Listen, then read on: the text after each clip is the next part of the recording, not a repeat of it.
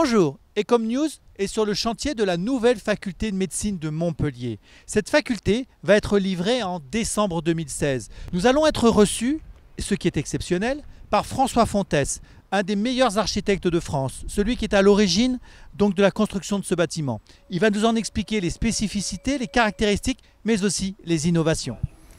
L'enjeu, c'est de retrouver, vous connaissez l'histoire de la faculté de médecine de Montpellier, plus vieille faculté de médecine du monde en activité, le caractère emblématique que cette université de médecine a conféré à la ville de Montpellier, c'était de retrouver dans un nouveau site à peu près les mêmes principes, c'est-à-dire que cette faculté ne soit pas uniquement un lieu fonctionnel, un lieu d'enseignement pur, que ce soit également une image symbolique de l'excellence de la ville de Montpellier en termes de médecine. C'est pour ça que l'architecture s'y retrouve comme un point central, quelque chose qui doit démontrer cette pérennité de l'enseignement de la médecine à Montpellier, qui a été célébré par des grands esprits, Rabelais y est passé, Rondelet, enfin, tous ces grands professeurs qui ont été l'âme de l'université de Montpellier.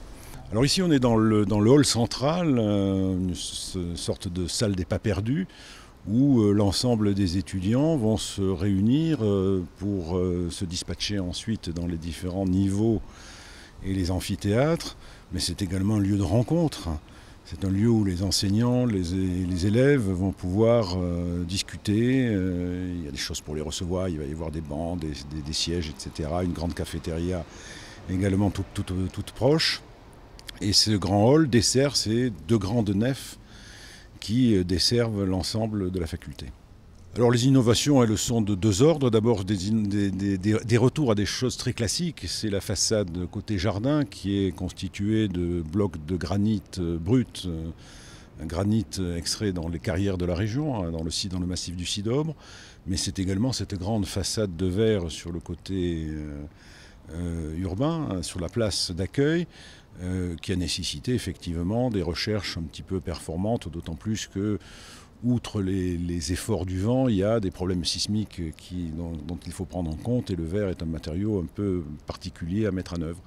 Il y a ensuite des grandes verrières très, très spécifiques, et puis il y a toute l'adéquation avec ce que souhaite la faculté de médecine d'aujourd'hui, c'est toute la mise sous gestion informatique de l'enseignement, avec la capacité de envoyer sur le net tous les cours, toutes les manipulations de recherche en chirurgie, par exemple, qui pourront être suivies par des étudiants qui ne seront pas forcément dans le lieu.